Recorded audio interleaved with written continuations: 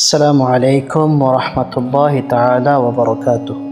সুপ্রিয় দর্শক শ্রোতা, আমি মোহাম্মদ আজিজ খান কাদরি আল মাক্কি আজ আপনাদের সামনে আবারও উপস্থিত হয়েছি যোগ জিজ্ঞাসা প্রশ্নোত্তর পর্বে।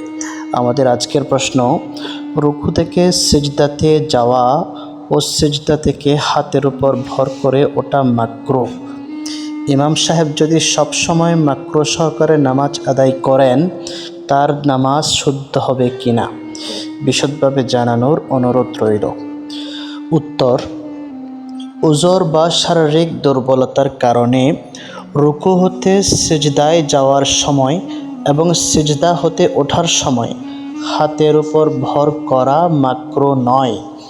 তবে কোনো প্রকারের ওযর বা দুর্বলতা না থাকলে হাতের উপর ভর করবে না, এটাই সুন্নাত তরিকা। আল্লাহ আমাদের সবাইকে বোঝার এবং আমল করার তৌফিক দান করুক। আসসালামু আলাইকুম ওয়া রাহমাতুল্লাহি ওয়া বারাকাতুহু।